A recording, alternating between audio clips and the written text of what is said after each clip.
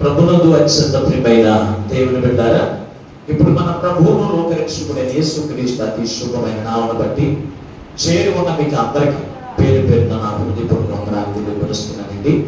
దేవుని యొక్క మహాకృపను బట్టి ఈ రోజున మరొక నూతనమైన దినములో ఇటు రీతిగా దేవుని స్తుతించడానికి, దేవుని నామమును కనపరచడానికి, ఆయన సన్నిధిలో గడపడానికి ప్రభు ఇచ్చిన కృప కొరకే మనం ఎంతగానో ప్రభువుని బట్టి స్తుతించవలసిన వారమే ఉన్నాం, అలాగే కనపరచవలసిన వారమే ఉన్నాం. ఏదేమైనప్పటికీ ఈ రోజున దేవుని యొక్క వాక్య భాగాన్ని చదువుకున్న పరిశుద్ధ గ్రంథముల నుండి ప్రకటన గ్రంథము 2వ అధ్యాయం 25వ వచనం చదువుకుందాం. దేవుని వాక్య ధ్యాన నిమిత్తము ప్రకటన గ్రంథము 2వ అధ్యాయము 25వ వచనం, నేను వచ్చు వరకు మీకు కలిగి ఉన్న దానిని గట్టిగా పట్టుకొనుడి. చిన్న ప్రార్థన చేద్దాం. మహాపరిశుద్ధుడవును మహాగరుడమైన మా ప్రియ పరలోకపు తండ్రి, నీ పరిశుద్ధమైన ఘనమైన నామమునకి మీకు వందనాలు స్తోత్రాలు చెల్లిస్తూ ఉన్నాం. ఎంతవరకు పాటల ద్వారా స్తుతి ఆరాధన ద్వారా నీ నామమునకు మహిమ తెలుసుకున్నాం. కొద్ది సమయం విలువైన వాక్యములను ధ్యానం చేస్తూ ఉండగా మా బ్రతుకులను బాగు చేసే నీ మాటలు, మమ్మల్ని పరలోక రాజ్యములకు నడిపించే నీ మాటల చేత మమ్మల్ని అందరినీ కూడా బలపరచుకుని అడుగుచున్నా. మీ పక్షము నిలబడి దాసుని ఆత్మతో నింపి నీ దాసుని నోట నీ మాటల నుంచి మాతో సూటిగా మాట్లాడుతూ ఉండగా వెనకలకు చెవి గ్రహించగల మనసు, లోబడి అనుసరించి నడిచే మనసు మాకు అందరికీ దయచేయమని యేసు నామమున ప్రార్థించి వేడుకొనుచున్నాము పరమ తండ్రి, ఆమేన్. దేవునికి స్తోత్రం. అందరూ గట్టిగా దేవుని స్తుతించండి. దేవునికి స్తోత్రం. హల్లెలూయా. ప్రభునందు అత్యంత ప్రియమైన దేవుని బిడ్డలారా, చదవబడిన వాక్య భాగంలో నుండి ఈ రోజున ప్రభు మనతో మాట్లాడుతున్నటువంటి వాక్యపు మాట, దేవుడు మనకి ఇచ్చిన దాన్ని గట్టిగా పట్టుకున్నావా అనే మాటతో ఈ రోజున ప్రభు మనతో మాట్లాడుతూ ఉన్నాడు. ఈ ఆహార భక్తుడు ఇతను పద్మాసు లెక్కలో ఉండి దైవ దర్శనము చూస్తూ దేవుని ఆత్మ చేత దేవుని మాటలు ఈ ప్రకటన గ్రంథాన్ని రాయించాడు. అయితే ప్రభు అతనితో మాట్లాడుతున్న మాట, నేను వచ్చు వరకు మీరు కలిగి ఉన్న దాన్ని గట్టిగా పట్టుకోండి అన్నాడు. యేసుక్రీస్తు ప్రభు వారు సర్వలోక పాప పరిహారార్థమని ఈ లోకంలోకి వచ్చి పాప పరిహారం చేసి లోకానికి రక్షణ కలగజేసి మరలా ఆయన ఆరోహణమయ్యాడు. కొన్ని ఈవులు అనుగ్రహించి ఆయన ఆరోహణమయ్యాడు. ఆరోహణమై ఆయన మరలా ఆయన రాబోతూ ఉన్నాడు. అంటే అందుకే అన్నాడు, నేను వచ్చు వరకు మీరు కలిగి ఉన్న దాన్ని గట్టిగా పట్టుకోండి. మీరు కలిగి ఉన్నదాన్ని, మీరు ఏం కలిగి ఉన్నారు అంటే, చాలా మంది అంటారు మేము బిడ్డలు కలిగి ఉన్నామండి అంటారు. కొందరైతే నేను ఉద్యోగాన్ని కలిగి ఉన్నామంటారు. కొందరు ఆస్తిపాస్తులు మేము కలిగి ఉన్నామండి అంటారు. కొందరు బంధువులు కలిగి ఉన్నామంటారు. కొందరైతే పిల్లల్ని గట్టిగా పట్టుకుంటారు. వాళ్ళ మొదలు పిల్లల్ని వదులుతారా? పక్షులకి వెళ్ళినా, దేవుని మందిరానికి వెళ్ళినా, ఎక్కడికి వెళ్ళినా పిల్లల్ని మాత్రం వదలరు. పిల్లల్ని గట్టిగా పట్టుకుంటారు. కొందరైతే పని పాటలను గట్టిగా పట్టుకుంటారు, ఉద్యోగాలు గట్టిగా పట్టుకుంటారు. ఆయనకి ఆదివారం అని ఉండదు, శుక్రవారం ఉండదు, లేకపోతే దేవునికి సన్నిధికి వెళ్ళాలని ఉండదు, ఏది వెళ్ళాలని ఉండదు. ఎప్పుడు కూడా చూసినా దేన్ని పట్టుకుని ఉంటారంటే వారి యొక్క ఉద్యోగాన్ని, వారి యొక్క పని పాటలే. ఎప్పుడు కూడా వారు ఆ పని పాటలు పట్టుకుని వదలరు. ఎప్పుడు చూసినా పని అంటున్నారు. కొందరైతే ఎప్పుడు చూసిన ఫంక్షన్లో, ఎప్పుడు ఫంక్షన్ తోలితే బాగుందో, ఎప్పుడు చూసిన ఫంక్షన్ వారం ముందు లేకపోతే 2 రోజుల ముందు వెళ్ళి ఫంక్షన్ పట్టుకున్న మొదలు ఆ ఫంక్షన్ కూడా గట్టిగా పట్టుకుని ఉంటారు. కొందరు బంధువుల్ని గట్టిగా పట్టుకుని విడిచిపెట్టరు. ఏమని పెట్టారా? ఈ వీటిని కాదు దేవుడు పట్టుకుని ఉండవలసింది. కొందరైతే బంగారం గట్టిగా పట్టుకుని మొదలు పట్టుకుంటారా? బంగారం మెంలో ఆ 10 కాసులు బంగారాన్ని హారం చేసుకుని మెండ వేసుకున్న వరకు ఎప్పుడైనా వదులుతారు దాన్ని? ఎప్పుడు చూసినా చెయ్యి ఇక్కడే ఉంటుందా? ఎప్పుడు చూసినా చేయకుండానే దాన్ని గట్టిగా పట్టుకుంటే ఏమో పోతుందేమో చెప్పి ఆ చేతితో దాన్ని గట్టిగా పట్టుకునే ఉంటారు. ఎవరితో మాట్లాడినా, భోజనం చేసినా, ఎప్పుడు చూసినా దేని చూసుకుంటారు? ఆ హారం పోతుందేమో అని చెప్పి దాన్ని గట్టిగా పట్టుకుంటారు. అయితే ప్రభు మనకి ఇచ్చింది ఏంటి? ఆయన పట్టుకోమన్నది ఏంటి? ఈ రోజున దేవుని వాక్యముల నుంచి ఈ రోజున మనము ఒక 4 విషయాలు మీ ఎదురు పెట్టిన వాక్యాన్ని భవిస్తా. దేవుని బిడ్డలారా, మొట్టమొదటిగా దేవుని యొక్క నీతిని పట్టుకోవాలి. దేవుని యొక్క నీతిని మనం పట్టుకోవాలి. యోబు గ్రంథంలోనికి ఒక్కసారి యోబు గ్రంథం 27వ అధ్యాయం 6వ వచనం. నా నీతిని విడవక గట్టిగా పట్టుకొందును, నా ప్రవర్తన అంతటి విషయంలో నా హృదయములను నిందింపదు. చూడండి, యోబు అంటున్నాడు, నా నీతిని నేను గట్టిగా పట్టుకున్నాను అన్నాడు. అంటే నీతి అంటే ఎవరు? ఒకసారి చెప్పండి. యేసుక్రీస్తు ప్రభువారు నీతిమంతుడై ఉన్నాడు. ఎందుకంటే లోకంలో చాలా మంది ఉన్నారు, కానీ ఎవరిలో కూడా ఇంచుమించుగా నీతి కనపడదు. ఎవరు నీతి కనపడదు, కానీ యేసుక్రీస్తు ప్రభువారు ఆయన నీతిమంతుడు. ఎంత మందిలో నిలబెట్టినా ఆయన నీతిమంతుడు అని నిరూపించడానికి యోగ్యత కలిగిన వాడు ఎవరంటే యేసుక్రీస్తు ప్రభువారు. ఎందుకు ఆ నీతిమంతుడిగా నువ్వు చేసుకున్నావు? ఆయన రక్తము చేత నీ పాపములు కడుక్కున్నావు. ఆయన యొక్క రక్తము చేత నీకున్న దోషములను కడిగేసుకున్నావు. నీ శాపములన్నీ కూడా యేసుక్రీస్తే నిన్ను ఏం చేశాడు? రక్షించాడు.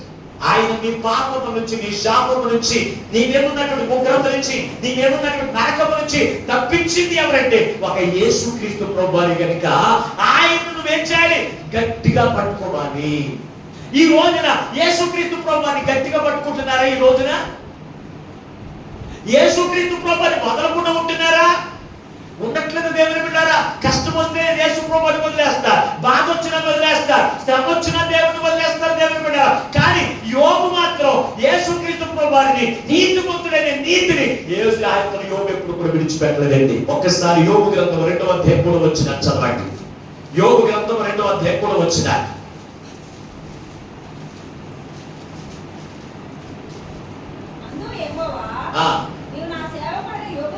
నా సేవకుడైన యోబు సంగతి ఆలోచించుదువా? అతడు యథార్థవంతుడను, న్యాయవంతుడను,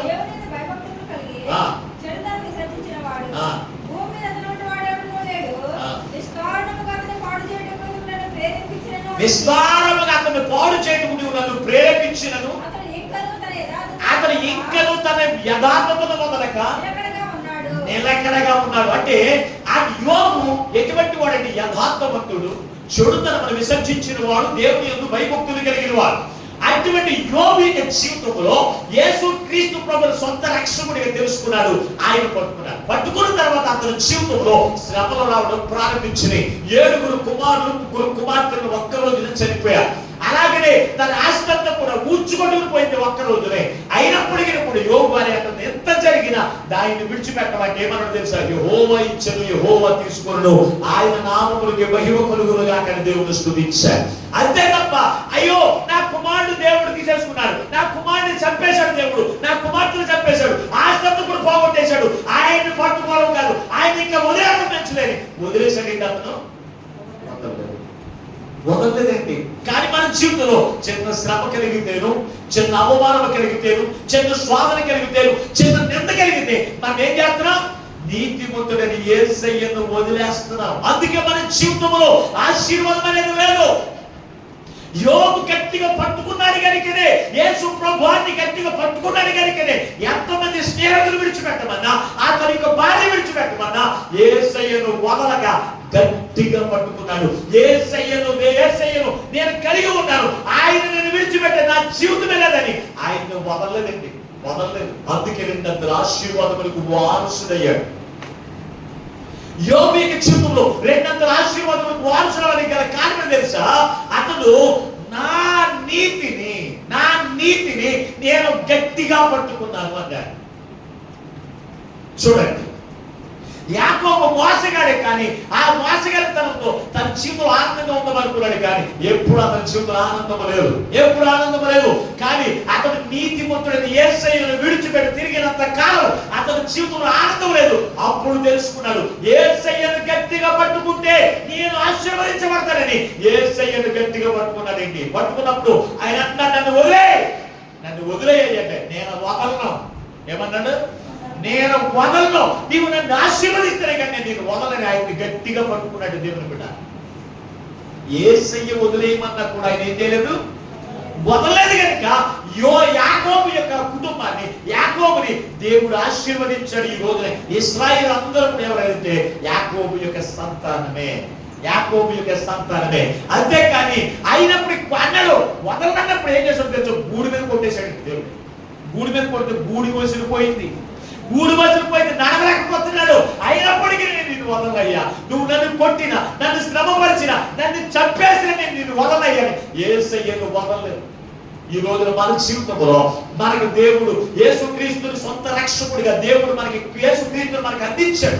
యేసుక్రీస్తు నీకు అందించాడు. నీ రక్షకుడికి దేవుడు నీకు ఇస్తే యేసయ్యను నువ్వు వదిలేసి తిరుగుతున్నావేమో ఆలోచన చేయండి, ఆలోచన చేయండి. అందుకే ఈ రోజున ప్రభు మనతో మాట్లాడుతూ ఉన్నాడు. యేసయ్యను వదలకుండా జీవించిన యోబు రెండంతల ఆశీర్వాదములకు వారసుడైతే, యాకోబు యేసయ్యను గట్టిగా పట్టుకుని దేవునికి పాత్రుడిగా ఉన్నవాడు ఎవరు? ఈ రోజు మన జీవితంలో నువ్వు దేవుని విడిచిపెట్టి నువ్వు తిరుగుతున్నావు. దేవుని నువ్వు గట్టిగా పట్టుకోవట్లేదు. గట్టిగా పట్టుకుంటే ఎప్పుడు ఆయనే కలవనిచ్చేస్తూనే ఉంటారు, అవునా లేదా? గట్టిగా పట్టుకుంటే ఒక్క క్షణం వదిలితే అయ్యో ఏమైపోయాడు నా బిడ్డను గట్టిగా పట్టుకున్నాం అనుకో, నడుచుకొని తీసుకుని వస్తున్నా. ఒకసారి చెయ్యి లాక్కున్నారు, ఏం చేస్తారు? అబ్బే నేను గట్టిగా పట్టుకుని తీసుకుని వెళ్తాడు, ఎందుకు వదిలేస్తున్నావు అని పట్టుకుని పిల్లలు మళ్ళీ పట్టుకుని తీసుకుని వెళ్తాను అంటే వదిలితే ఒప్పుకో. అలాగే నువ్వు యేసయ్యను దేవునికి ఇస్తే యేసయ్యను వదిలేసి నువ్వు ఏం చేస్తున్నావు? దేన్ని పట్టుకుంటున్నావు? లోకాన్ని పట్టుకుంటున్నావేమో దేవుని బిడ్డారా. లోకంలో ధనాన్ని గట్టిగా పట్టుకోవడం కాదు. జక్కయ్య డబ్బును పట్టుకున్నవాడే. జక్కయ్య ఎప్పుడు చూసిన డబ్బు డబ్బు డబ్బు. సుఖపు గుత్తదారుడు పన్నులు వసూలు చేసుకునేవాడు.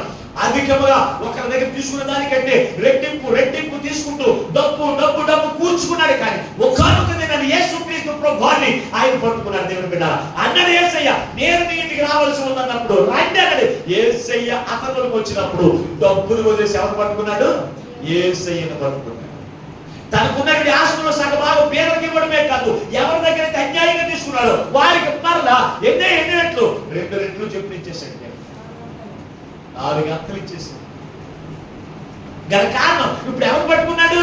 ఎంతకు ముందు అనుకున్నాడు యేసయ్యను పట్టుకోక మునుపు, యేసయ్యను గుర్తెరగక మునుపు ఎవరు ముఖ్యం అనుకున్నాడు తెలుసా? అంటే డబ్బే ప్రాముఖ్యం అనుకున్నాడు. కానీ యేసయ్యను ఎప్పుడైతే గుర్తెరగానో, యేసయ్య ఎప్పుడైతే తన ఇంటిలోకి వచ్చాడో ఇప్పుడు ముఖ్యం ఎవరు? యేసుక్రీస్తు ముఖ్యం. ఈ రోజు మన జీవితాల్లో యేసుక్రీస్తు ఎవరో నీకు తెలియకుండా నీకు జీవిస్తూ ఉన్నప్పుడు నీకు డబ్బు లోకము లోకస్తులు నీకు ముఖ్యమైన ఉండొచ్చేమో. కానీ నువ్వు క్రీస్తుని అంగీకరించిన తర్వాత, క్రీస్తుని ధరించుకున్న తర్వాత, క్రీస్తు నీలోకి చేర్చుకున్న తర్వాత ఇప్పుడు నీకు ముఖ్యం ఎవరాలి? బంధువులా? మాట్లాడరే? ఎవరో నోటి మాటతో కాకుండా హృదయంతో చెప్పగలిగిన వారు ఎవరో మనకి. అబద్ధం ఆడద్దు. నువ్వెవరు ముఖ్యం చేసుకున్నావు? యేసయ్య ముఖ్యమైతే యేసయ్యను విడిచిపెట్టి దేవుని సన్నిధిని విడిచిపెట్టి ఎందుకు తిరుగుతావు?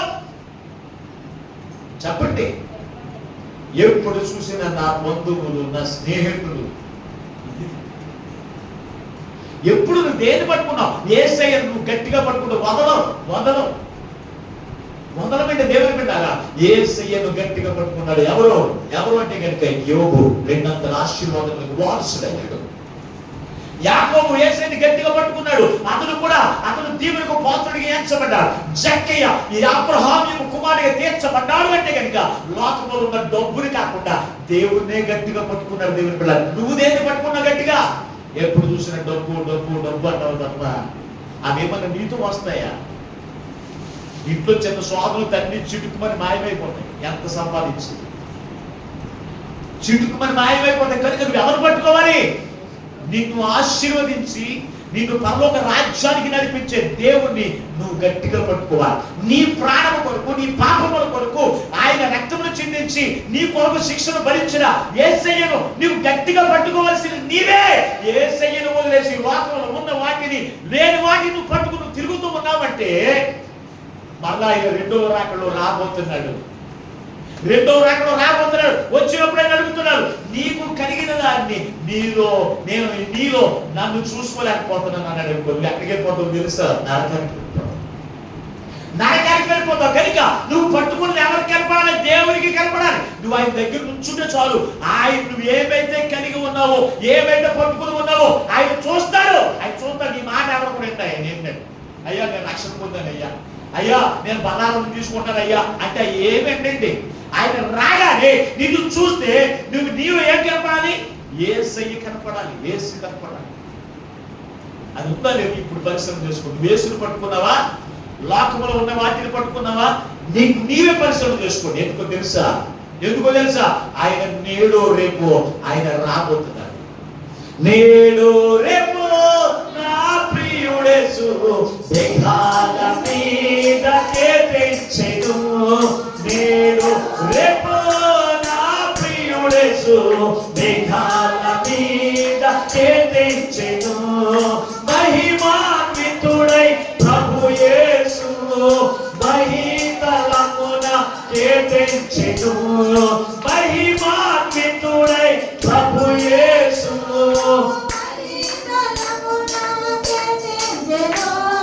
నేడు రేపు నా ప్రియుడేసు మేఘాల మీద. ఆయన నేడు రేపు ఆయన మేఘాల మీదకి తెచ్చబోతున్నాడు. ఆయన తెచ్చినప్పుడు నువ్వు పట్టుకోవాల్సింది ఏంటో తెలుసా? నువ్వు పట్టుకుని ఆయనకు చూపించవలసింది ఏంటో తెలుసా? జెండాలు కాదు, డబ్బులు కాదు, పొలాలు కాదు, బిల్డింగ్లు కాదు. ఆయన చూపించవలసింది నీలో చూసేది యేసుక్రీస్తునే. ఆయన నువ్వు పట్టుకుని ఉన్నావు లేదు నువ్వు చూసుకో. నీ చేతితో నన్ను పట్టుకో. ఎందుకు పాట పాడతాం అంతే. అయ్యా నీ చేతితో నన్ను పట్టుకో, నన్ను పట్టుకుంటే నేను ఎప్పుడు నిన్ను పట్టుకునే ఉంటానయ్యా అని పాట పాడతాను అంతే. నువ్వు పట్టుకునేది ఎవరిని? సాతానుతో అంటున్నావు మాట. ఎవరిని? సాతానా, నువ్వు నన్ను పట్టుకుని వదలకయ్యా, నువ్వు నాలోనే ఉండాలి, నువ్వు చెప్పినట్టే నేను చేస్తాను, అది చెప్పినట్టే చేస్తావు. నీకు పట్టుకున్నది నువ్వు ఎవరు పట్టుకున్నావు తెలుసా? యేసయ్యను పట్టుకోవట్లేదు. యేసయ్యను పట్టుకుని ఉంటే ఆయన నడిపించే మార్గంలో నడుస్తావు. యేసయ్యను పట్టుకుని ఉంటే ఆయన చూపించేటువంటి మార్గంలో జీవిస్తావు. యేసయ్యను పట్టుకుని ఉంటే ఆయన చెప్పినట్టు నువ్వు ప్రార్థిస్తావు. అదే దెయ్యం పట్టుకుంటే దెయ్యం చెప్పినట్టు నడుస్తావు, దెయ్యం నడవమన్నట్లు నడుస్తావు. అందుకే నీ జీవితంలో ఆశీర్వాదం అనేది కనపడట్లేదు. నువ్వు పట్టుకోవలసింది ఎవరో తెలుసా? యేసయ్యను పట్టుకున్నావు. నీకు శ్రమ రావచ్చు, కష్టం రావచ్చు, వ్యాధి రావచ్చు, బాధ రావచ్చు, అయినా నువ్వు దేవుడిని వదలకపోతే దేవుడు నీ శ్రమలన్నీ మర్చిపోయేటట్లు చేసి ఒక ఉన్నతమైన స్థానంలో ఆయన కూర్చోబెట్టబోతున్నారు. దేవుడికి స్తోత్రం. కనుక దేవుడు బిడ్డలారా, మీరు ఒక్కసారి ఆలోచన చేయండి. ఇప్పుడు వరకు యేసయ్యను నువ్వు గట్టిగా పట్టుకున్నావా? లేకపోతే ఈ రోజు తీర్మానం చేసుకున్నా, అయ్యా ఎంతవరకు నా పొదులే పట్టుకున్నారయ్యా, ఎంతవరకు నా బిడ్డలే పట్టుకున్నారయ్యా, ఎంతవరకు నా కుటుంబాన్ని పట్టుకున్నారయ్యా, అయ్యా ఇదిగో నిన్ను పట్టుకోవాలని ఇప్పుడే నీ వాక్యంతో మాట్లాడావు. ఇది మొదలు నేను నిన్ను పట్టుకునే ఉంటానయ్యా, నిన్ను పట్టుకునే ఉంటాను, నా జీవితం అంతా నిన్నే పట్టుకుంటానయ్యా అని తీర్మానం చేసుకునే వారికి. రెండో మాటలోకి పెట్టుకోదా. రెండోది ఏం తెలుసంటే దేవుని ఉపదేశమును పట్టుకోవాలి గట్టిగా. చదవండి ఒకసారి పరిశుద్ధ గ్రంథంలో కొరింథీయులకు రాసిన మొదటి పత్రిక 15వ అధ్యాయం 2వ వచనం. కొరింథీయులకు రాసిన మొదటి పత్రిక 15వ అధ్యాయం 2వ వచనం. మీరు దానిని అంగీకరించిన దాని అందు నిలిచున్నారు.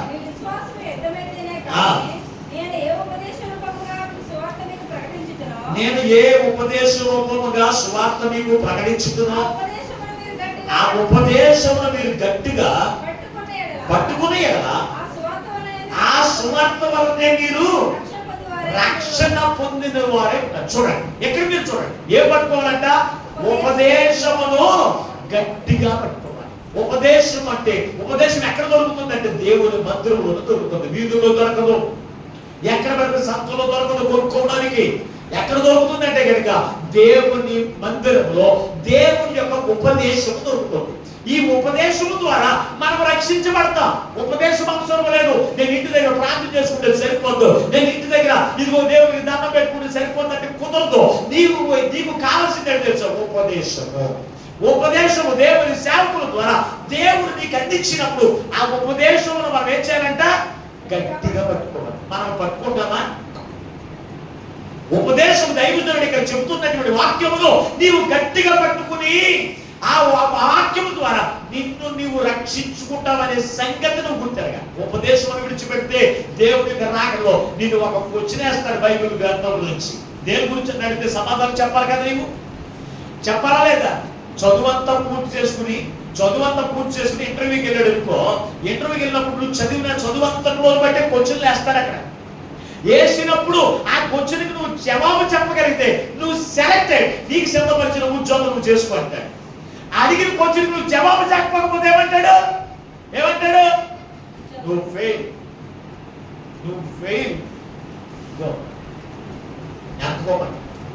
అవునా లేదు? అయిపోయినప్పుడు ఏం చేయాలి? నీవు ఉపదేశం చదువుని ఎలాగైతే గట్టిగా పట్టుకుంటావో అలాగే దేవుని మందిరానికి వచ్చిన నీవు దేవుని యొక్క ఉపదేశమును నువ్వు గట్టిగా పట్టుకుంటే నిన్ను నీవు రక్షించుకుంటావు. ఉపదేశమును పట్టుకుని ఉంటే సరిపోదు. ఉపదేశమును పట్టుకోవాలి అంటే నువ్వేం చేయాలి తెలుసా? దేవుని వాక్యమును విని విడిచిపెట్టడం కాదు. నువ్వు ఉపదేశం పట్టుకుంటే నీ కుటుంబాన్ని రక్షించుకుంటావు, నీ ఈదులో వాళ్ళు రక్షించుకుంటావు, నీ గ్రామంలో వాళ్ళు అందరినీ రక్షించుకోగలుగుతావు. ఎవరు పట్టుకున్నారు పరిశుద్ధ గ్రంథంలో? ఎలా పట్టుకోవాలి అంటే కనుక ఒక సమరయ స్త్రీ మనకి కనపడుతుంది. చూడండి ఒకసారి పరిశుద్ధ గ్రంథంలో మీరు చూడగలిగితే యోహాను సువార్త 4వ అధ్యాయం 39వ వచనం. యోహాను సువార్త 4వ అధ్యాయం 39 నుంచి 42 వరకు ఉన్న వాక్య భాగం మీరు చూడగలిగితే, నేను చేసినవన్నీ నాతో చెప్పిన మాటను బట్టి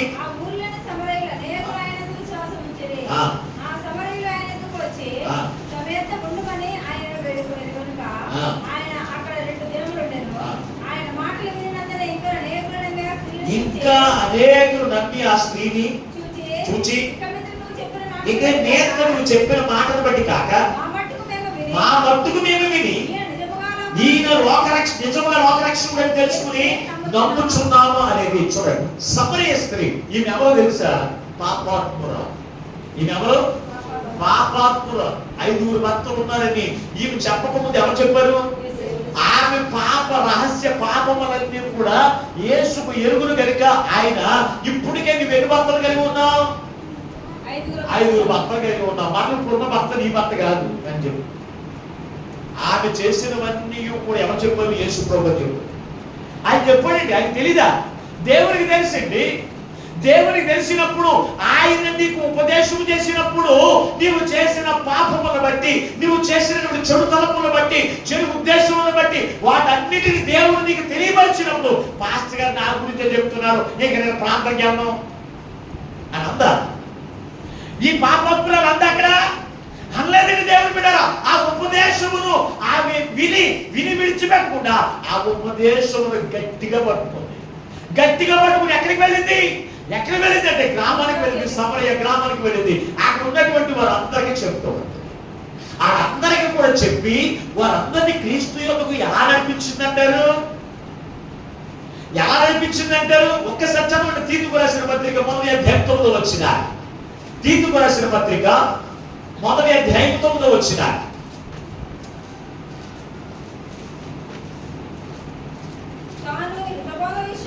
హితబోధ విషయమై జనులను హెచ్చరించుటకును, ఎదురాడి మాటలను ఖండించుటకును శక్తిగా వాడునట్లు ఉపదేశమును అనుసరించి నమ్మదగిన బోధన గట్టిగా చేపట్టుకుని వారే గట్టిగా నిన్న బోధన గట్టిగా పట్టుకుంటేనంట ఎదురాడే వారిని ఖండించడానికి శక్తివంతులవుతారంట. ఎదురాడి వారికి లోకంలో నువ్వేది పడితే చెప్పి తినేస్తారా? చెప్పడం ఒకసారి. నువ్వు వెళ్ళి లోకానికి నువ్వు చెప్పాలి అంటే నువ్వు దేవుని వాక్యమును గట్టిగా పట్టుకుని ఉండాలి. ఈమె ఒక పాపాత్మురాలు, ఈమె వ్యభిచారి అని అందరికీ తెలుసు. ఆ గ్రామంలో సమరయులు అందరికీ తెలుసు. ఈమెను ఎవరో కూడా ఇంటికి రానివ్వరు. ఎక్కడో వెలువైపడి ఎక్కడో ఊరు చివరి పెట్టేస్తారండి ఈమెని. అటువంటి ఈమె వ్యక్త మధ్యాహ్నం ఎవరో కనబడినప్పుడు నీళ్లు తోడుకోవడానికి వచ్చి ఈ కుమార్తెతో దేవుడు మాట్లాడితే అక్కడ సమరయుల దగ్గర దేవుడు వాక్యం చెప్తే ఏంటారా? వినరు. కానీ ఆమె వెళ్ళేది చెప్తుంది తెలుసా? నేను చేసినవన్నీ నాతో చెప్పిన దేవుడు యేసయ్య ఎక్కడ ఉన్నాడు? ఆయన నన్ను రక్షించాడు, మిమ్మల్ని కూడా రక్షించుడు కానీ సమర్థుడని ఆమెకు అనేకమైన ప్రశ్నలు వేసి ఉండొచ్చు. నువ్వు ఎప్పుడుచ్చారు? నా భర్తను పాడు చేసావు, నా భర్తను లాక్కి వెళ్ళిపోయావు అని ఎంతో ఆమెకు ఎన్నో రకమైన ప్రశ్నలు వేసి ఉండొచ్చు. కానీ వాటిని అన్నిటిని కూడా ఖండించే శక్తి ఆమెకు ఎలా వచ్చింది అంటే ఇప్పుడు చదివిన వాక్య భాగంలో ఉంది. వాటిని ఖండించుటకును ఎదురాడి శక్తివంతులు అవుతారంటే ఎప్పుడు దేవుని వాక్యమును గట్టిగా పట్టుకుని ఉన్నప్పుడు. దేవుని వాక్యమును విని విడిచిపెడితే నువ్వు వెళ్ళి నీ భర్తతో కావచ్చు, నీ కుటుంబీకులు కావచ్చు, నీ రక్త సంబంధులు కావచ్చు, నీ స్నేహితులు కావచ్చు, నువ్వు ఎవరికి కూడా దేవుని వాక్యమును చెప్పలేదు. యేసు నమ్ముకో అంటే నమ్మేసుకుంటారా? చెప్పండి ఒకసారి. ఈ సమరయ స్త్రీ అక్కడ యేసుక్రీస్తున్నాడు వెళ్ళి నమ్మేసుకోండి అని చెప్పిందా? లేదండి. యేసును కూర్చిన ఉపదేశమును గట్టిగా పట్టుకుని వెళ్ళింది. పట్టుకుని వెళ్ళి సమరయులందరినీ కూడా ఎవరి దగ్గరికి క్రీస్తు యొక్కకు నడిపించగలిగింది.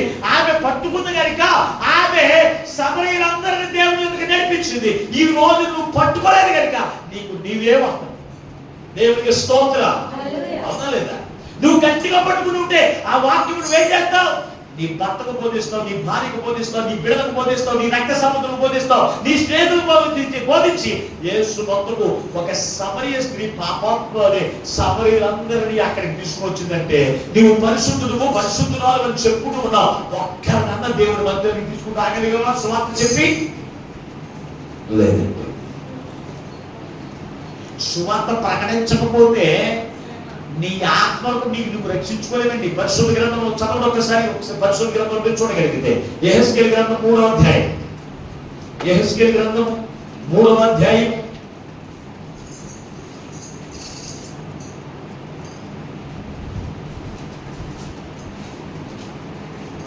18వ వచ్చిన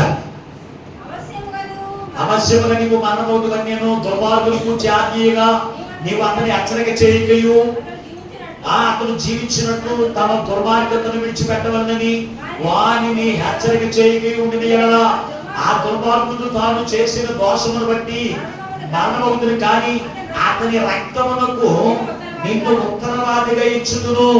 అయితే నీవు దుర్మార్గుని హెచ్చరిక చేయగా అతడు తన దుర్మార్గత నుండి దుష్క్రియల నుండి మరలని ఎడలా అతడు తన దోషమును బట్టి మరణమవుదువు, కానీ నీవు నీ ఆత్మను తప్పించు. అంటే నీవు దేవుని కూర్చిన బోధ ఉపదేశమును విని ఆ ఉపదేశముని గట్టిగా పట్టుకుని నువ్వు బోధించావంటే దుర్మార్గుడికి దుష్టుడికి ఎవరికైతే బోధిస్తావో ఆ మాటలు మీరు వాడు వినకపోతే మారకపోతే నీ ప్రాణం వాళ్ళ ప్రాణం గురించి నువ్వు చెప్పవలసిన పని. నీ ఎదుట నీ భర్త కావచ్చు, నీ బిడ్డలు కావచ్చు, నీ కుటుంబీకులు కావచ్చు దుర్మార్గులుగా దుష్టులుగా పాపులుగా వారు జీవిస్తూ ఉంటే వారు చేస్తున్నటువంటి దుర్మార్గాన్ని బట్టి వారికి హెచ్చరిక చేయక ఇక్కడ వింటున్నావు. ఇక్కడ ఏమన్నా అక్కడ విని వెళ్ళి వారికి బోధించకపోతే వారి ఆత్మల గురించి నీవే వారి ఆత్మలకు ఉత్తరం నువ్వు సమాధానం చెప్పాలి. నువ్వు పలానా వారికి వాక్యము చెప్తే ఉపదేశం నేను నీకు బోధించినప్పుడు ఆ ఉపదేశం వారికి బోధించుంటే వారి రక్షణ వారికి వచ్చింది కదా, వారి రక్షణ మార్గంలోకి వచ్చింది కదా. నువ్వు బోధించలేదు కనుక నీ ఆత్మను నేను పరలోక రాజ్యానికి పంపను అన్నాడు. ఎక్కడికి? వాక్యం అంటే ఉపదేశం అంటే మీరు ఏదో అనుకుంటున్నారు. ఏదో మందిరానికి వచ్చాం ఆయన చెప్తున్న 2 మాటలు విందాం వెళ్ళిపోతున్నాం అని అనుకుంటాం. దానివల్ల ఉపయోగం లేదు. నీ ఆత్మను రక్షించుకోవట్లేదు. దానివల్ల నీ ఆత్మను రక్షించుకోవట్లేదు. నువ్వు దేన్ని బట్టి రక్షించుకుంటావంటే ఉపదేశమును గట్టిగా పట్టుకుని దాన్ని ఏం చేయాలి? అది లోకంలో ఉన్నటువంటి దుష్టులు కావచ్చు, పాపులు కావచ్చు, వారికి బోధించి వారిని కూడా ఏం చేయాలి? క్రీస్తు యొక్క నడిపించినప్పుడు ఒకవేళ నువ్వు బోధించినప్పటికీ కూడా ఎవరు కూడా వినలేదు. వినకపోతే నువ్వు దాని గురించి వారి ఆత్మల గురించి దేవునికి లెక్క చెప్పవలసిన పని. నేను ఈ వారంలో ఒక్కరికన్నా ఈ ఆదివారం చెప్పిన వాక్యాన్ని నేను పంచుకున్నానయ్యా. పలానా రోజులకి బోధించానన్న వాళ్ళు ఒకసారి చేతులు అతన్ని ఉన్నవాళ్ళు ఉన్నారండి. అసలు ఇక్కడే దులిపేసారు పోవడం వల్లే మీ బ్రతుకుల్లో ఏమున్నట్లేదు తెలుసా? వాక్యం నిలబడట్లేదు. వాక్యానుసారమైన జీవితం మీలో ఉండట్లేదు. అందుకే ఈ రోజు నా ప్రభు మనతో మాట్లాడుతున్నాడు. ఒక సమరయ స్త్రీ 5 భర్తలు కలిగిన ఆమె దేవుని యొక్క ఉపదేశమును విని ఆమె ఏం చేసింది? సమరయులందరికీ క్రీస్తుని గురించి బోధించి క్రీస్తు యొక్క నడిపించగలిగింది కదా. మనం బోధిస్తున్నామా? ఆయన వస్తాడు, 2వ రాకడలో వస్తాడు. అయ్యా నేను రక్షణ పొందేశాను అయ్యా, నేను బంగారం తీసుకునేవాడు అయ్యా, నేను పర్వత రాజ్యాన్ని కల్పించమని అంటే ఆయన వచ్చేటట్టు అనుకుంటారా? ఆయన నీలో చూస్తాడు. వాక్యం ఎక్కడైనా కనపడుతుందా? ఉపదేశం ఏమైనా నీలో కనపడుతుందా? ఒకసారి నేను పరీక్షించినప్పుడు నీలో ఉపదేశం లేకపోతే, ఉపదేశాన్ని నువ్వు గట్టిగా పట్టుకుని ఉండకపోతే వెళ్ళు నరకంలో అందించే శ్రమలను అనుభవించాలి, పంపించేస్తాను. కనుక నువ్వేం చేయాలి? దేని గట్టిగా పట్టుకోవాలి? ఆస్తి పాస్తులు గట్టిగా పట్టుకోకపోయినా పర్వాలేదు, అంతస్తులు గట్టిగా పట్టుకోకపోయినా పర్వాలేదు. మరి ఎవరు పట్టుకోవాలి? దేవుని యొక్క ఉపదేశమును గట్టిగా పట్టుకోవాలి, దేవుని యొక్క మాటలు గట్టిగా పట్టుకోవాలి. చాలా మంది వివాహానికి ఒక మాట అంటూ ఉంటారు. ఏమనంటారు తెలుసా? అమ్మా, శ్రమ వచ్చినా, కష్టం వచ్చినా, శోధన వచ్చినా అన్ని విషయాల్లో నీ భర్తను మొదలకి ఆయనతో కాపురము చేయుదువా అని భార్య అడుగుతారు. అలాగే భర్తలు కూడా అడుగుతారు. శ్రమలోను, దుఃఖములోను, శోధనలోను, బలహీనతలోను ఆమెకి విడవక ఆమెతోనే కాపురం చేయదు అని భార్యను భర్తలు కూడా అడగడుగుతారు. ఏమంటారు? అలాగే కాపురం చేయుదు అంటారు. అందరూ అలాగే కాపురం చేస్తున్నారా? శ్రమ వచ్చినా, కష్టం వచ్చినా, బాధ వచ్చినా క్రైస్తవ వివాహంలో దేవుని ఎదుట ప్రమాణం చేస్తున్నారు. ఆ ప్రమాణం నిలుపుకునేవారు కొందరైతే ఆ ప్రమాణం గురించి తెలియక ఏం చేస్తున్నారో తెలుసా అంటే విడిచిపెట్టి తిరిగే వారు. ఆ ప్రమాణం గురించి భర్తను విడిచిపెట్టరు, భార్యను విడిచిపెట్టరు. ఏం చేస్తారు? ఎప్పుడు కూడా హత్తుకునే ఉంటారు, కష్టం వచ్చిన, శ్రమ వచ్చిన. మరి యేసుక్రీస్తు ప్రభువు వారిని కష్టం వచ్చిన, శ్రమ వచ్చిన ఆయన పట్టుకోవడం కాదు, దేవునికి మనం ఇచ్చిన మాటను బట్టి, దేవుడు మనకు ఉపదేశం చేసిన ఉపదేశమును మనం గట్టిగా పట్టుకునేటువంటి వారిగా మనము ఉండాలి. ఉపదేశం నిర్లక్ష్యం చేసేవారిగా కాదు, దేవుని మాటలు నిర్లక్ష్యం చేసేవారిగా కాదు. దేవా, నీవు నన్ను దీవిస్తానన్నావు, నన్ను దీవించు అని మాటలు పట్టుకున్నాడు. ఎబ్బేసు మాట పట్టుకున్నాడు. అయ్యా, నువ్వు ఆశీర్వదిస్తానన్నావయ్యా, ఇదిగో నన్ను ఆశీర్వదిస్తాను కానీ నిన్ను వదలని గట్టిగా పట్టుకున్నాడు. దేవుని మాటను గట్టిగా పట్టుకున్నాడు. ఎబ్బేసును దేవుడు ఆశీర్వదించలేదా? మరి ఈ రోజున దేవుని మాటను ఎందుకు నిర్లక్ష్యం చేస్తున్నా? దేవుని యొక్క వాగ్దానం ఎందుకు పట్టుకుని ప్రార్థన చేయలేకపోతున్నా? ఈ రోజున ప్రభుని అడుగుతున్నాడు. దానికి జవాబే నీకు నీవే దేవునికి జవాబు చెప్పుకోండి. మూడవ మాటలో మీరు పదం, యేసు నామమును గట్టిగా పట్టుకోవాలి. సమయం ఒకసారి పరిశుద్ధ గ్రంథంలో మీరు చూడగలిగితే ప్రకటన గ్రంథం 2వ అధ్యాయం 13 వచ్చిన, ప్రకటన గ్రంథం 2వ అధ్యాయం 13 వచ్చిన, సాతాను సింహాసనముల స్థలంలో నీవు కాపురం ఉన్నావనే సంగతి నేను ఎరుగుతున్నాను. మరియు ఆ స్థలంలో నన్ను గూర్చి సాక్షి అయిన అంత్యోకయైన వాడు నీవు నా నామమును గట్టిగా పట్టుకుని నా యందు విశ్వాసమును విసర్జింపలేదని నేను ఎరుగుదును. అంటే యేసు నామమును నువ్వు గట్టిగా పట్టుకుని నా యందు విశ్వాసమును వదలలేదని నేను ఎరుగుదును అంట. ఇది మూడవ మాట. ఏం పట్టుకోవాలి మనం? యేసు నామమును విశ్వాసమును మనం ఏం చేయాలి? గట్టిగా పట్టుకోవాలి. కొంతమంది యేసు ప్రభువు వారి పేరు పెట్టుకోవడానికి సిగ్గుపోతున్నారు. బండి మీద అయినా సరే, ఆటోల మీద అయినా సరే, వాహనాల మీదైనా సరే యేసు నామమును పెట్టుకోవడానికి చాలా అవమానముగా భావించే వాళ్ళు ఉంటారండి. అవమానముగా భావిస్తారు దేవుని బిడ్డలారా. కానీ యేసు నామం అంటే సాతానికి భయం. యేసు నామమును బట్టి నువ్వు ప్రార్థన చేస్తే నీకున్నటువంటి బలహీనత పోతుంది. యేసు నామమును బట్టి ప్రార్థన చేస్తే అపవాది పారిపోతుంది. యేసయ్య నామములో శక్తి ఉన్నదయ్యా, శ్రీ యేసయ్య నామములో శక్తి ఉన్నదయ్యా. నమ్మితే చాలు నీవు పొందుకుంటావు శక్తిని, నమ్మితే చాలు నీవు పొందుకుంటావు శక్తిని. యేసయ్య నామములో శక్తి ఉన్నదయ్యా, శ్రీ యేసయ్య నామములో శక్తి ఉన్నదయ్యా. దురాత్మలను పారద్రోలే, శక్తి కలిగినది యేసయ్య నామం. పాపమును పారద్రోలే, శక్తి కలిగినది యేసయ్య నామం. ఎన్ని ఉంటాయి ఆ పాటలో. ఆ పాట ఇది మన పాడేవాడు మా పాట. దురాత్మలను పారద్రోలే శక్తి యేసు. యేసు నామం బట్టి ప్రార్థన చేస్తే సాతానే పారిపోతుంది కదా. అటువంటి యేసయ్య నామమును ఒప్పుకుంటే నీకు సిగ్గేంటి? చెప్పండి ఒకసారి. కొంతమంది దేవుని మందిరానికి వచ్చినప్పుడు కుక్క బొట్లు తెలిపేసుకుంటారు. దేవుని మందిరం అయిపోయిన తర్వాత పెద్ద పెద్ద బొట్లెట్టు తిరుగుతారు. ఇదిలా ఏంట అంటే ఈ బొట్టు లేకపోతే క్రైస్తవులు నాకు తెలిసిపోతాయి, క్రైస్తవుడు ఇది దేవుడు పెట్టడం దేవుడు కుమారుడు అంటారేమని చెప్పి, లేదండి నేను అన్యుల్లే అని చెప్పుకోవడానికి మళ్ళీ ఏం చేస్తారు, ఎక్కడో గ్యాసం బుడబొక్కలు ఉండగా మళ్ళీ బయటికి వెళ్ళాక అదే యాసం ఇంటికలో గ్యాస్ ఉంటున్నాడు బుడబొక్కలు అడిగి ఆడు బయటకు వచ్చినప్పుడు ఏం చేస్తాడు, మాట్లాడరే యాస వేసుకుంటాడు, బుడబొక్కలో యాస వేసుకుంటాడు, మళ్ళీ యాసం తీసేస్తాడు వెళ్ళినప్పుడు. అలాగే మనం లోకంలో ఉన్నప్పుడు గ్యాసం, దేవుడి మందిరానికి వచ్చినప్పుడు గ్యాసం. దేవుడి మందిరానికి వచ్చినప్పుడు యేసు నామం ధరించుకున్నట్లుగాను, లోకంలో ఉన్నప్పుడు దెయ్యాల రూపం ధరించుకున్నట్లుగాను యేసయ్య నామమును నువ్వేం చేయాలంట, గట్టిగా పట్టుకోవాలి. ఎన్ని శ్రమలు వచ్చినా, ఎన్ని శోధనలు వచ్చినా, ఎన్ని ఇరుకులు వచ్చినా, ఇబ్బందులు వచ్చినా యేసు నామమును విడిచిపెడితే నీ జీవితంలో శ్రమలు రావాలనుకుంటావు కానీ శ్రమలే ఎక్కువైపోతాయి. పరిశుద్ధ గ్రంథంలో మీరు చూడగలిగిందే దానియేలు గ్రంథం 6వ అధ్యాయం 10 వచ్చిన చదవండి. దానియేలు గ్రంథం 6వ అధ్యాయం 10 వచ్చిన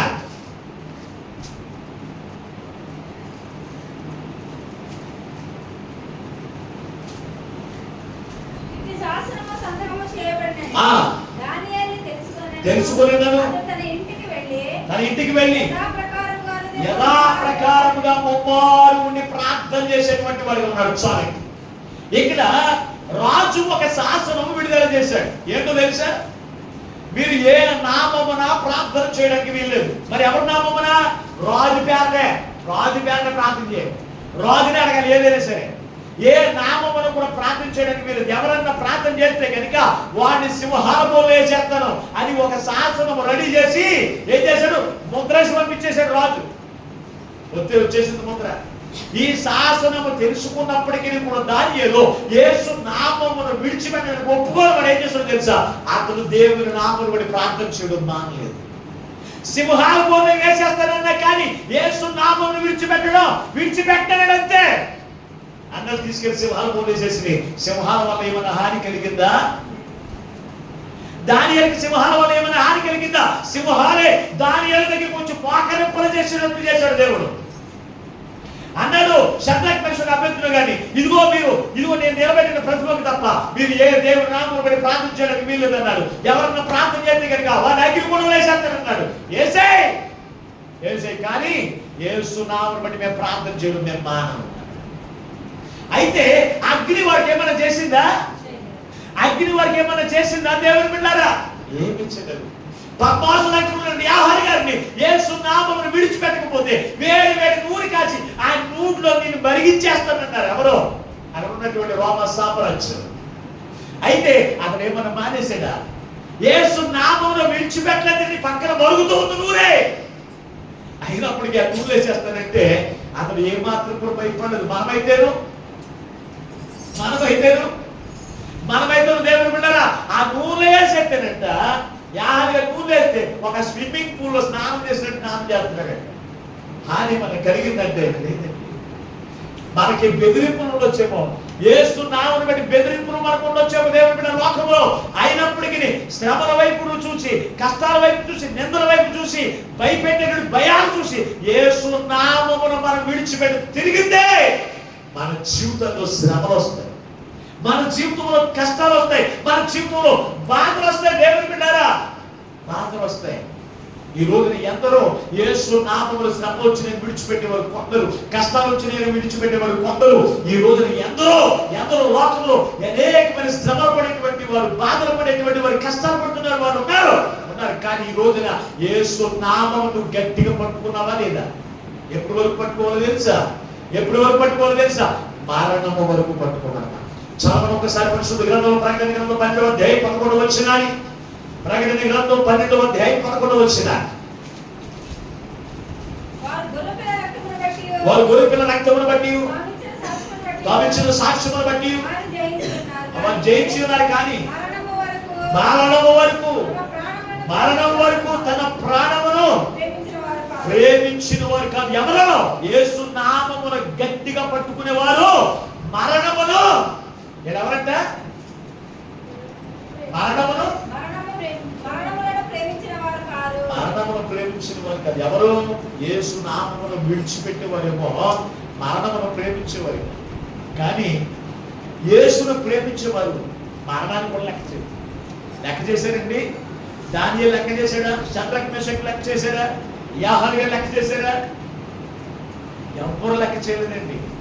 ఎవ్వరు లెక్క చేయలేదు. దేవుని బిడ్డారా, ఎవ్వరు లెక్క చేయలేదు. యేసు నామమును ఇదిగో నేను విడిచిపెట్టిన నా బ్రతుకు లేదు, నా బ్రతుకు లేదని యేసు నామమును గట్టిగా పట్టుకుని వారి యొక్క జీవితంలో అనేకమైన మేలులే కాదు పరలోక రాజ్యంలో స్థానాలు సంపాదించుకోగలిగితే ఈ రోజున నీవు మరణం వరకు యేసు నామమును గట్టిగా పట్టుకుంటానని నువ్వు తీర్మానం చేసుకోవాలి.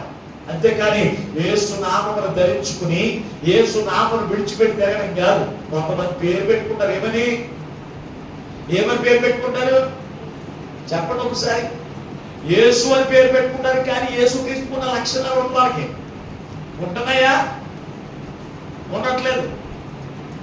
కృపావరం అంటారు, కానీ వారిలో కృప పొందుకుంటారు తప్ప వరాలేమో ఉండలేదు. వాళ్ళలో వరాలేమో ఉండట్లేదు. దేవుని బిడ్డారా, మీరు ఒక్కసారి పరిశీలన చేయండి. యేసు నామమును ధరించుకున్న నీలో ఎవరు కనపడాలంటే ఇదిగో పలానా వ్యక్తి దేవుని కుమారుడే, దేవుని యొక్క కుమార్తె, దేవుని యొక్క కుమారుడు అని ఇతరులు చెప్పగలిగే జీవితం నీలో కనపడాలి. యేసు నామము నీలో కనపడాలి. అంతేగాని దెయ్యపు బిడ్డగా నువ్వు జీవించడం కాదు. ఎప్పుడు చూసిన యేసు నామ స్మరణ చేయడం మన జీవితంలో మేలు. అంతేకాని ఎప్పుడు చూసిన లోకస్తుల్ని మనం తలుచుకోవడం కాదు. యేసు నామమును బట్టి నువ్వు యేసు నామమును గట్టిగా పట్టుకుని ప్రార్థన చేయి. సాతాను చిక్కులు పెట్టి సాతాను నీ యొద్ద నుండి పారిపోతుంది. దేవుని బిడ్డ, నీ జీవితంలో సమాధానం లేకుండా చేసేది ఎవరు తెలుసా? సాతానే. నీ జీవితంలో ఆరోగ్యం లేకుండా చేసేది సాతానే. నీ జీవితంలో సంతోషంలో దొంగిలించేది సాతానే. ఆ సాతాను నీ యొద్ద నుండి పోవాలంటే నువ్వు యేసు నామమును గట్టిగా పట్టుకోవాలి. యేసు నామమును విడిచిపెట్టి శ్రమలు పో, కష్టాలు పో, వ్యాధులు పో, బాధలు పో అంటే ఏమి పోవాయి నిన్ను పట్టుకునే ఉంటాయి.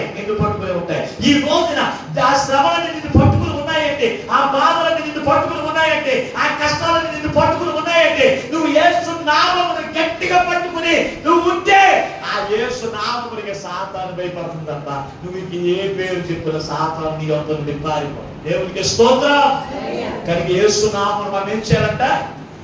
గట్టిగా. ఎన్ని విషయాలు చెప్పాను? ఇప్పటికి 3 విషయాలు చెప్పాను. ఒకటి, దేని గట్టిగా పట్టుకోవాలి? నీతిని గట్టిగా పట్టుకోవాలి. రెండవది, దేవుని యొక్క ఉపదేశమును గట్టిగా పట్టుకోవాలి. మూడవది, యేసు నామమును గట్టిగా పట్టుకోవాలి. 4 చివరికి ఒక మాట మీకు జ్ఞాపకం చేసి వాక్యం ముగిస్తారు. 4వది ఏం తెలుసంటే దేవుడు నీకు ఇచ్చిన కిరీటమును గట్టిగా పట్టుకోవాలి. చదవండి ఒకసారి ప్రకటన గ్రంథం 3వ అధ్యాయము. ప్రకటన గ్రంథం 3వ అధ్యాయం 11 వచ్చిన నేను త్వరగా వచ్చుచున్నాను, ఎవడను నీ కిరీటమును అపహరింపకుండా నీ కలిగి ఉన్న దాన్ని గట్టిగా పట్టుకోండి. దేని పట్టుకోమంటాడు ఇప్పుడు? దేని పట్టుకోవాలి? కిరీటం. ఇదిగో నేను త్వరగా వస్తూ ఉన్నాను, ఇదిగో నువ్వు కలిగి ఉన్నదాన్ని కిరీటమును. అంటే మనకి కిరీటం ఉందంటారా? మాట్లాడరేంటి? కిరీటం ఉందా? రాజులకి కిరీటాలు ఉంటాయి ఉండదా? రాజుగారికి ఏముంటాయి? గట్టిగా చెప్పండి. రాజుగారికి ఏముంటాయి? కిరీటాలు ఉంటాయి. రాజు కుమారుడికి కూడా ఏముంటాయి? రాజుగారు కుమారుడు కూడా ఏమంటారు? కిరీటం పెట్టాలి. రాజు కుమారుడు. రాజులకు రాజు అని యేసుక్రీస్తు ప్రభువు ఆయనకు రాజులు రాజు అయితే ఆయన కుమార్తెగా ఉన్న మనకి కూడా దేవుడు ఒక కిరీటమును ఉంచుతాడు. అది అందరికీ కిరీటం ఇవ్వడండి. అందరికి ఇచ్చేస్తాడు అనుకుంటారా కిరీటం? చెప్పండి ఒకసారి. అందరికి ఇచ్చేస్తాడా? ఒక కానిస్టేబుల్ ఉద్యోగం ఉంది, అక్కడ 10 మంది 20 మంది ఉంటారు. మీరందరూ కూడా ఏం చేయండి? రన్నింగ్ లో అన్ని విషయాల్లో అది రన్నింగ్ లో, హై జంప్ లో, లాంగ్ జంప్ లో, అలాగే ప్రతి విషయంలో ఎవడైతే ప్రథమంగా ఉంటాడో వాడికి ఆ ఉద్యోగం ఇస్తాడు. అలాగే ఆ బహుమతి ఆయనకి ఇస్తాడు. కిరీటము కూడా ఎవరికి పడితే వారికి దేవుడు ఇవ్వడండి. మరి ఎవరికి ఇస్తారు అంటే దేవుని ప్రజలందరికీ కూడా కొన్ని 2 లక్షణాలు వారిలో ఉండాలి. ఆ లక్షణాలు ఒకసారి మీరు చూడండి. ఒకసారి యాకోబు పత్రిక 1వ అధ్యాయం 12 వచ్చిన యాకోబు పత్రిక 1వ అధ్యాయం 12 వచ్చిన యాకోబు పత్రిక 1వ అధ్యాయం 12 వచ్చిన శోధన సహించువాడు ధన్యుడు, అతను శోధనకు నిలిచిన వాడైతే ప్రభు తను ప్రేమించు వారికి వాగ్దానం చేసిన జీవ కిరీటము పొందును. చూడండి ఇక్కడ కిరీటం ఎవరికి ఇస్తానన్నాడు? మొదటి శోధను సహించేవాడికి, రెండవది దేవుణ్ణి ప్రేమించేవాడికి. ఉన్నదా లేదా మాట? ఎవరికి ఇస్తాడు? దేవుణ్ణి ప్రేమించే వారికి, శోధను సహించే వారికి దేవుడు జీవ కిరీటం ఇస్తాను అన్నాడు. చూడండి ఈ మాట చాలా జాగ్రత్తగా మీరు ఆలోచన చేయండి. దేవుణ్ణి ప్రేమించేవారు, దేవుని ప్రేమించడం అంటే ఏంటి? నీ లోకంలో ఉన్న వారన్నిటికంటే ఎవరిని ఎక్కువగా ప్రేమించాలి?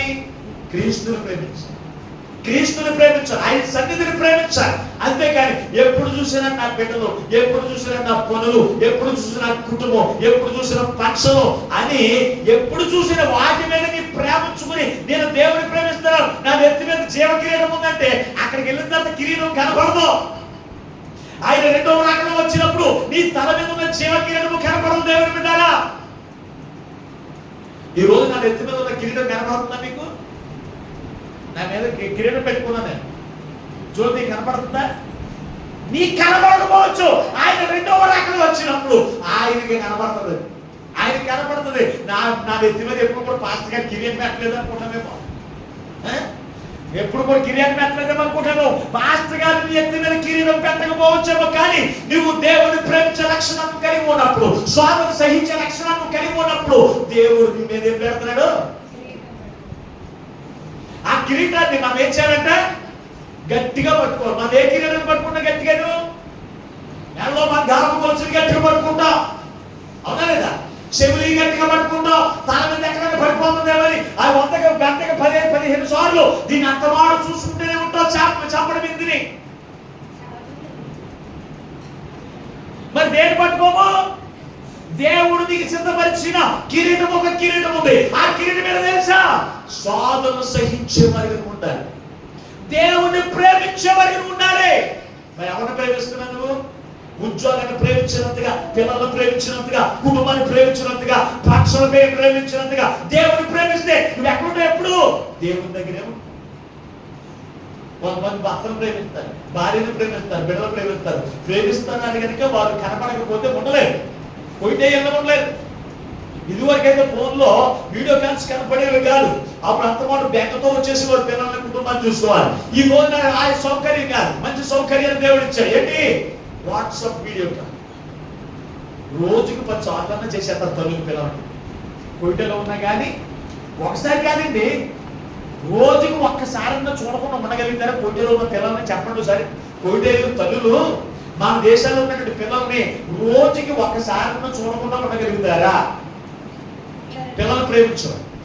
అన్నరా అన్నేంటి చెప్పండి ఒకసారి. పాస్టర్ గారి కన్నా ఫోన్ చేస్తా ఖాళీ ఉండదు, కానీ ఎవరు ఫోన్ చేస్తారా? రోజు పిల్లలకి ఏమా తిన్నావా, బడిలోకి వెళ్ళావా, వచ్చావా? రాకపోతే కనుక భర్తలు పట్టుకుని జాడిచ్చేస్తారు అక్కడ ఫోన్లోనే. ఏం చేస్తున్నా పిల్లలకి రాలేదు స్కూల్కి అని ఏం చేస్తారు? ఎందుకంటే వాళ్ళని అంతగా ప్రేమిస్తున్నారండి, ఆయన అంతగా ప్రేమిస్తున్నారు కనుక పదే పిల్లలు ఏం చేస్తున్నారు? ఎప్పుడు వారి మీద మన దృష్టి ఉంటుంది. అదే నువ్వు దేవుని ప్రేమిస్తేను, దేవుడు పిల్లలను ప్రేమిస్తే పిల్లలు నన్ను ఎంతో ప్రేమిస్తుందని చెప్పుకుంటారు తప్ప దేవుని యొక్క రాకడలో ఆ దాన్ని బట్టి నువ్వు ఒక కిరీటం ఏం కనపడదు. కానీ నువ్వు దేవుని ప్రేమిస్తే నీ తల మీద ఉన్న కిరీటం చూసి అయ్యో నా కుమారుడు నన్ను ప్రేమించి ఆ కిరీటం చూసి చెప్పేస్తానండి. అంతేకాని నేను పుస్తకాలు చూసి, బైబిల్ చూసి ముద్ర పెట్టేసుకుని, ఆ ఫోటోలు చూసి ముద్ర పెట్టేసుకుని నిన్నే ప్రేమిస్తున్నాను ఏంటి అలా కుదురుతుంది? ఇప్పుడు చాలా మంది ప్రాణభక్తులను ఎప్పుడు కూడా చూసి ఏం చేస్తారు? బైబిల్ ఎప్పుడు ముద్ర పెట్టేసుకుంటారు, కొంతమంది వేసుకుంటారు ఫోటో అంట. అట్ల మీద ఆ ఫోటోల మీద ప్రేమిస్తారు తప్ప యేసుప్రభువుని ప్రేమించరాదు. మరి ఎవరు ప్రేమించాలి? దేవుని ప్రేమించే వారు, స్వామిని సహించే వారికి ఉండాలి.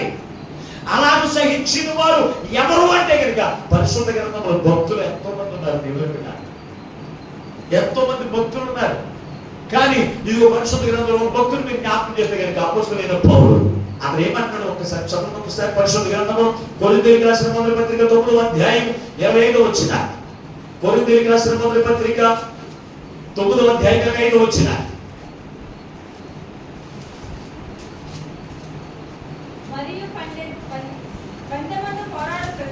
ప్రతివాడు అన్ని విషయములో మితముగా ఉండును. వాడు క్షయమము కిరీటము పొందుటకు, మనమైతే అక్షయమైన కిరీటము పొందుటకు మితముగా అంటే ఏంటి? ముందు. మితముగా అంటే ఏంటి? ముందు. పరిగెత్తేవాడు ఏం చేస్తాడు? ఫస్ట్ ప్రైజ్ రావాలి. జ్యోతిలో వేసాం యాక్సెస్ స్టూడెంట్ అని. ఆమె ఏమనుకుంటుంది తెలుసా? ఆ కప్పు నాకే వచ్చేది కనుక నేను అందరికన్నా ముందు పరిగెత్తే వాడికి ఎత్తాడా కిరీటం? అది కప్పు లేకపోతే వెనక తాగితే ఇక నీరసంగా వెళ్ళే వాడికి ఎత్తాడా? ఎవరికెత్తాడు? అంతేగాని ప్రార్థన ప్రాణులు అన్నీ అయిపోతారు తాగి ఈడ్చుకుంటూ వచ్చిన వాడికి ఎత్తాడనుకుంటారా? చెప్పండి ఒకసారి. ఏమ్మా ఎవరికి ఇస్తాడు? ముందు పరిగెత్తిన వాడికే. ఆలో క్షయమైపోయి కిరీటము గురించే అంత పరిగెడుతున్నారు కదా. ఆ కిరీటం ఏమన్నా పరమ రాజ్యం తీసుకెళ్తుందాన్ని. కానీ అక్షయమైన కిరీటము కొరకు మనం ఏం చేయాలంటే మితముగా ఉండమన్నాడు. మితముగా అంటే ఏంటి? ముందు ఉండమని. ప్రతి దాంట్లో పాటలు పాడడానికి ముందు ఉండాలి, ప్రార్థన చేయడానికి ముందు ఉండాలి, దేవుని పని చేయడానికి ముందు ఉండాలి. అన్ని విషయంలో ముందున్న వారికి అక్షయమైన కిరీటము దేవుడు ఇస్తాడు. అన్ని విషయాల్లో వెనకున్న వాడు ఏం చేస్తారు? తాడేసేస్తారు. అక్కడ తాడేసి వెళ్ళిపోండి. టైం అయిపోయింది, వెళ్ళిపోండి.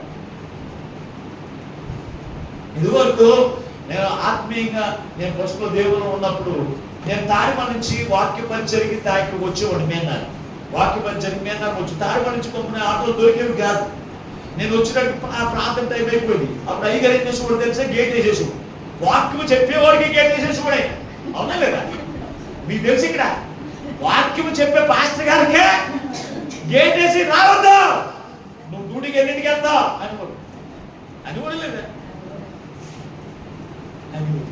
ఈ రోజు పాస్టర్ గారు లేరు. పాస్టర్ గారు ఎక్కడికి ఊరుకుంటాడు అనుకుంటారా? పాస్టర్ గారు ఎప్పుడు ఉండాలి?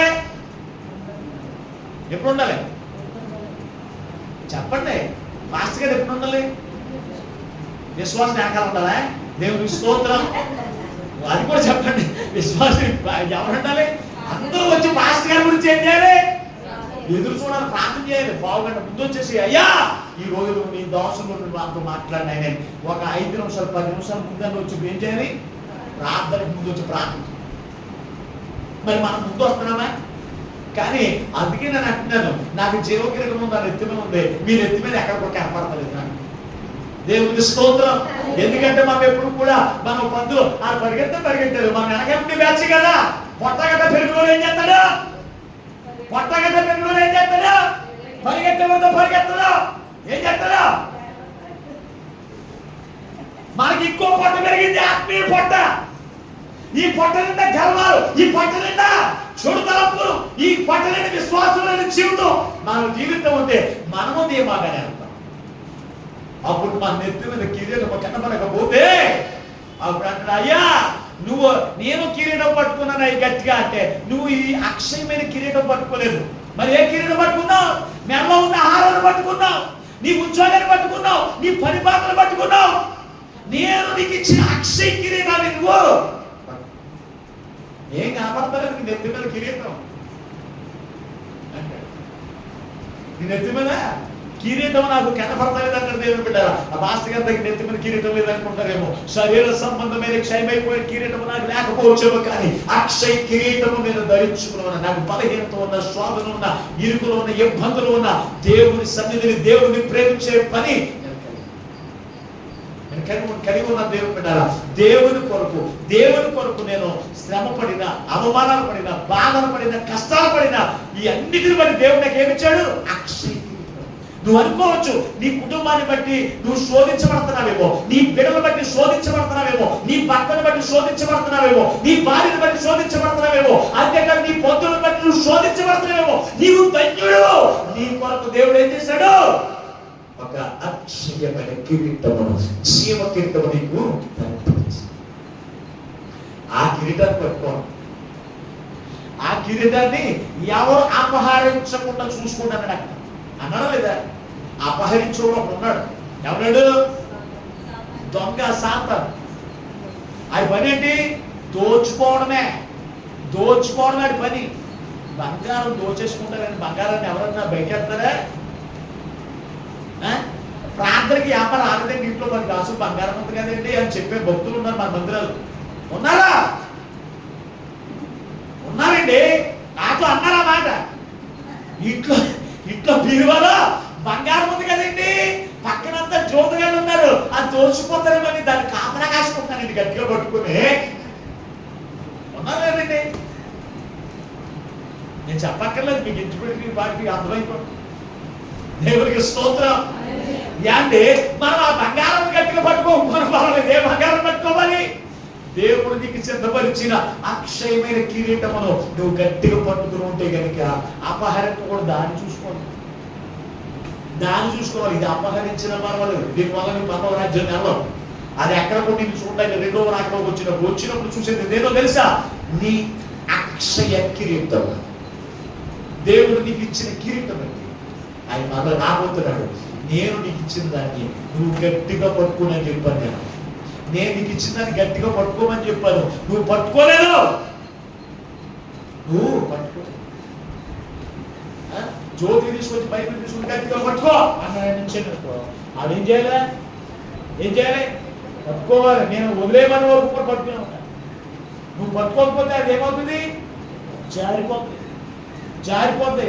జారిపోయినప్పుడు మళ్ళీ నేను అడిగిన ఎందుకు పట్టుకోలేదు, ఎందుకు వదిలేసి జారిపోయింది ప్రశ్న. అలాగే ప్రభు మనకి ఇచ్చాడండి, ప్రభు మనకు చేతికి ఇచ్చాడు. ఏమిచ్చాడు?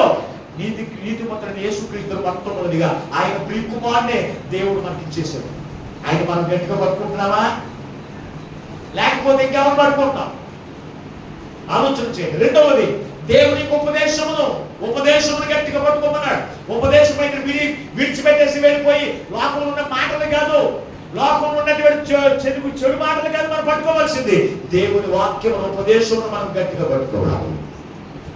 మూడవది, యేసు నామమును గట్టిగా పట్టుకోవాలి. నాలుగవది ఏంటంటే కనుక ఏంటంటే దేవుడు మనకి ఇచ్చిన కిరీటమును ఇదిగో నేను త్వరగా రాబోతున్నాను,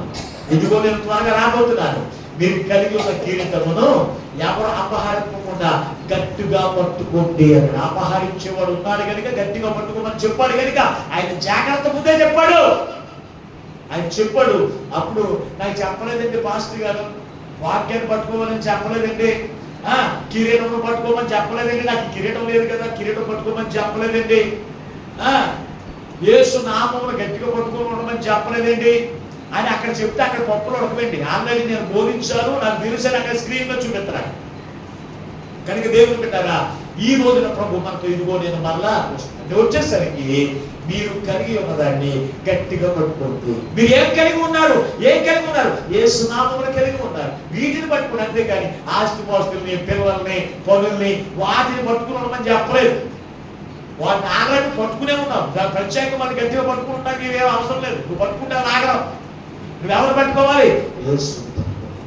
యేసును పట్టుకోవాలి. ఉపదేశమును పట్టుకున్నప్పుడు, అలాగే యేసు నామమును ధరించుకుని ఉన్నప్పుడు, ఆయన నీకు సిద్ధపరిచిన ఆ అక్షయ కిరీటమును ధరించుకుని ఉన్నప్పుడు, ఆయన రాకడ వచ్చినప్పుడు నిన్ను చూడగానే ఎలా కనపడతావు తెలుసా? ఆయనకి ఒక పెండ్లి కుమార్తె వలె కనపడతావు. ఆయన నీతో మాట్లాడాల్సిన పని ఏముంటుంది? అలంకరణ కలిగి ఉన్నవాడిని. పెళ్లికి చాలా మంది యవనస్తులు వస్తారు. అందరూ పెళ్లి కూతురులాగా ఉంటారా? ఎవరుంటారు? అలంకరణ కలిగిన వారే. ఆ పెళ్లి వస్త్రము ధరించుకుని, ఆభరణాలు వేసుకుని ఎవరైతే ఒక ప్రత్యేకమైనటువంటి వారిగా ఉంటారో వాళ్ళే కనపడతారు పెళ్లి కొడుక్కి. ఇంకెవరన్నా చూద్దారు పెళ్లి కొడుకు? ఆయనకి ఆ పెళ్లి కూతురు కనపడినట్టుగానే ఆ పెళ్లి కూతురు రెడీ అవ్వాలి. అంతేగాని ఇదిగో నాకు ఆ పెళ్లి కొడుకు నేను ఇవన్నీ ధరించుకోవాలా అని అందరితో పాటు వచ్చేవనుకో నీ గురించి చూసి అందరూ చూసుకుంటాడు. ఎవరు చూస్తాడు? అందరూ చూస్తారు కనుక పెళ్లి కూతురికి అలంకరణ కావాలి. జ్యోతి నాకెందుకు నాకు కుదరదు? పెళ్లి కూతురు ఒక ప్రత్యేకతను ధరించుకోవాలి. అలాగే యేసుక్రీస్తు ప్రభువు పెళ్లి కుమారుగా రాబోతున్నాడు కనుక పెళ్లి కుమార్తె అయిన వధువు సంఘము మనలో ఒక ప్రత్యేకతను కనపడాలి. ఆయనకి అవేంటి అంటే కనుక ఇప్పుడు ఈ 4 విషయాలు ఇవి మనం చూడగానే ఏం చేస్తారో తెలుసా? పెళ్లి కూతురు ఎలాగైతే చెయ్యి పట్టుకుని పెళ్లి కొడుకు తన అంతఃపురంలో తీసుకుని అంటాడు, అప్పుడు నేను అంటాడు వదిలిస్తాను. ఇది అలంకరణ చూసి నేను తీసుకెళ్తాను. ఏ అలంకరణ లేకుండా వెళ్ళి అక్కడ మామూలుగా ఉన్నావు నేను ఏం చూసుకోవాలి? ఇంకా నేను అక్కడ వదిలేసి సిద్ధపడి తీసుకుని వెళ్ళిపోతాను. నువ్వు అలంకరణ పోవడమే ఇంకా నిత్య శ్రమలు పోలవడమే, నిత్య కష్టాలు పోలవడమే కనుక ఆ కష్టాలు శ్రమలు పాడు కాకుండానట్లు నిన్ను నన్ను పరలోక రాజ్యం ఆయనతో కలిసి జీవింపచేయడానికి, ఆయనకు విందులో పాల్గొని పొందింపచేయడానికి యేసుక్రీస్తుతో నీ కొరకు నా కొరకు ఆయన ఏం చేశాడు? శ్రమను అనుభవించాడు. ఆయన రక్తమునంత పరిశుద్ధమైన రక్తమును చెందించాడు. నీ కొరకు నా కొరకు ప్రాణం పెట్టింది ఎందుకు తెలుసా? ఆ నిత్య శ్రమను అనుభవించలేవు కనుక, ఆ శ్రమ నుంచి నువ్వు అనుభవించలేవు కనుక నువ్వేం చేయాలి? ఈ 4 అంతస్తులు కలిగి ఆయనతో కలిసి నిత్యము ఆయన రాజ్యంలో ఉండి ఆయనతో కలిసి ఆనందించేప్పుడు చెప్తున్న పరిశుద్ధాత్మ దేవుడు ఈ మాటలు వింటున్న బిడ్డలందరికీ అనుగ్రహించును గాక. ఆమేన్. ప్రార్థన చేసుకుందాం. తనను వంచండి.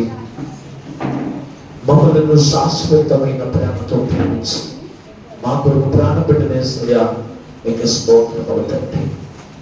ఎంతవరకు నీ అమూల్యమైన మాటలు అయ్యా మా జీవితాన్ని బాగు చేసే నీ మాటలు వచ్చాక, మమ్మల్ని పరలోక రాజ్యానికి నడిపించే నీ మాటలు వచ్చాక నువ్వు మాతో మాట్లాడు అయ్యా. ఒక్క మాట కూడా మేము విడిచిపెట్టకూడదు తండ్రి.